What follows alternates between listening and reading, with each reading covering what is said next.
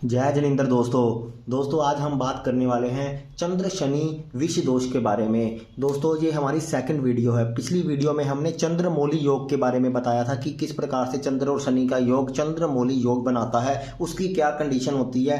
आज हम प्रॉपर विष दोष के बारे में बात करेंगे कि कैसे चंद्र और शनि के योग से विष दोष भी बनता है। तो आइए बोर्ड के माध्यम से मैं आपको समझाने की कोशिश करता हूँ। दोस्तों यहाँ पर आप देख रहे हैं कि चंद्र और शनि का हम योग की बात कर रहे हैं। तो पिछले वीडियो में जब हमने चंद्रमौली योग के बारे में बात की थी दोस्तों, चंद्रमौली योग के बारे में जब हमने बात की थी तो हमने कहा था कि दोनों में से चंद्र और शनि दोनों में से कोई ग्रह उच्च का होना चाहिए।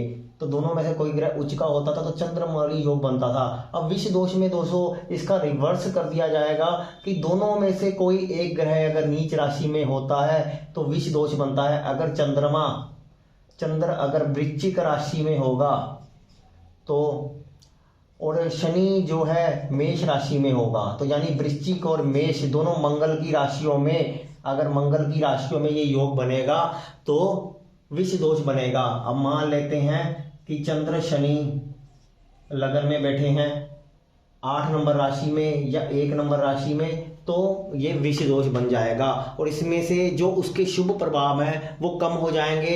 और इसमें जो चंद्र है दोस्तों, यहाँ पर जो चंद्रमा है वो हमारी एक तरह से मानसिक सोच है, हमारा मन है, हमारी मानसिक सोच है। जब वो नीच हो जाती है और शनि जो अंधेरा है तो वो जो है उसकी सोच अंधेरे में भी ज़्यादा खतरनाक हो जाती है। ऐसा इंसान कुछ भी कर सकता है और उसके अंदर जो पॉजिटिव ट्रेट होते हैं वो कम होने शुरू हो जाते हैं। ऐसे ही शनि और चंद्रमा की युति है, यानी शनि नीच राशि में मान लो या फिर वृश्चिक किसमें भी मान लो, अगर यहाँ पे नीच हो जाता है, शनि नीच हो जाता है लेकिन चंद्रमा अच्छा है तब भी ये विष दोष बनेगा, क्योंकि शनि के जो नेगेटिव ट्रेड हैं वो चंद्रमा अब्जॉर्व कर लेगा। वैसे शनि और चंद्रमा का जो योग है वो अरविंद केजरीवाल की जन्म कुंडली में भी मौजूद है। अरविंद केजरीवाल को आप देख सकते हैं कि दोनों रिजल्ट उसको मिले हैं, जहां तक कि सीएम भी बनाया लेकिन वहां पर अभी वो जेल यात्रा भी कर रहा है और अन्य खराबियां भी वहां पर उसको मिल रही है। और शनि चंद्रमा के कारण जनता का विरोध भी उसको बहुत सहना पड़ा है, क्योंकि शनि जनता को और प्रजा को भी रिप्रेजेंट करता है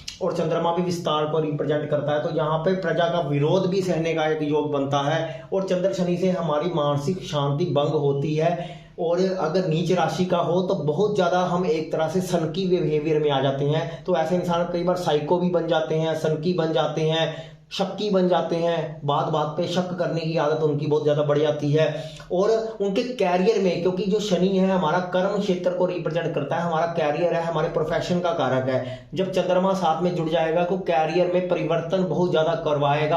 और उनमें से कोई ग्रह नीच का होगा तो कभी भी कैरियर में लंबे समय तक सेट नहीं हो पाएगा, कम से कम 40 साल की उम्र तक वो बिल्कुल भी सेट नहीं हो पाएगा। ऐसा इंसान बहुत लंबा उसको इंतजार करना पड़ेगा।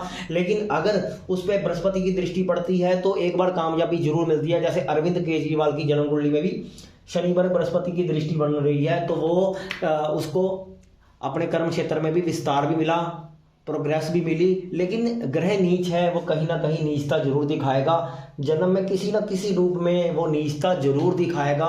ये विष दोष का परिणाम यहाँ पर मिलेगा।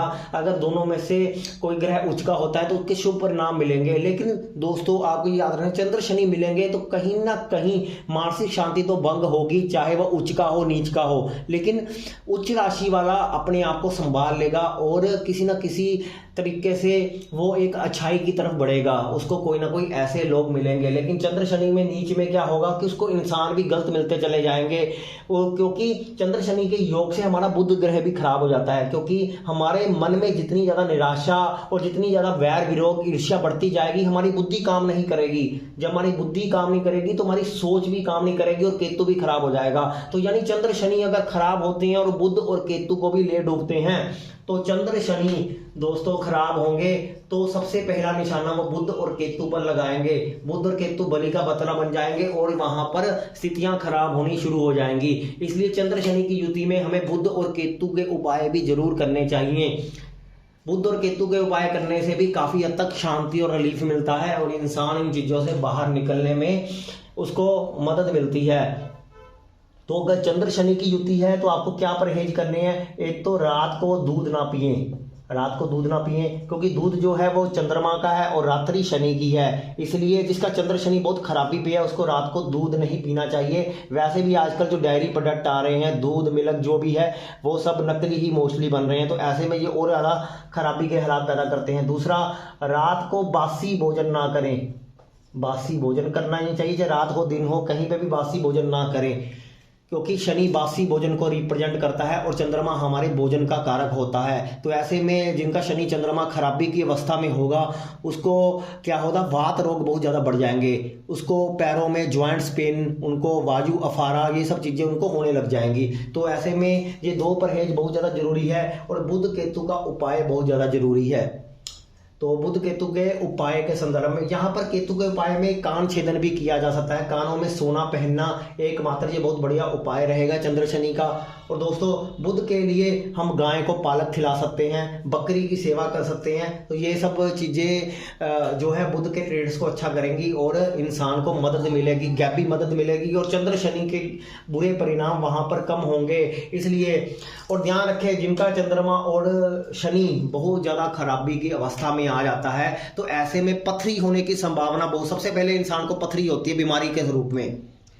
और ऐसे में लीवर में पानी भर जाता है। दूसरी ट्रेड ये होती है कि लीवर खराब होना शुरू होता है, फैटी होता है और लीवर में पानी भरना शुरू हो जाता है। पहले में पथरी होने के चांस बहुत ज़्यादा बढ़ जाते हैं जिनका चंद्र केतु की युति होगी। तो ऐसे में आप देख सकते हैं ये दो प्रेडिक्शनें भी यहाँ पर निकलती हैं। और आपको समझना है कि यहाँ पर हम चंद्रमौली योग की बात नहीं कर रहे हैं, चंद्र शनि विष दोष की बात कर रहे हैं। और विष दोष वाकई में बहुत खतरनाक होता है, इंसान को पता नहीं चलता कि वो क्या कर रहा है, लेकिन तब तक चिड़िया खेत चुग जाती है जब तक इंसान को ये समझ आती है। तो ये बहुत ही ज़्यादा खराबी वाला योग होता है। तो ये वाला योग बन गया। अब हम तीसरी वीडियो में चंद्र शनि अर्धनारीश्वर योग के बारे में भी बात करेंगे, यानी बाकी राशियों में भी अगर जो बनता है तो वो किस प्रकार से काम कर सकता है। और अगर आपने ये वीडियो को प्यार दिया तो हम पार्ट 3 वीडियो भी जरूर बनाएंगे। तो इस वीडियो को शेयर करें और चैनल को सब्सक्राइब करें, इंस्टाग्राम पर हमें फॉलो करें एस्ट्रो जैन के नाम से। धन्यवाद दोस्तों।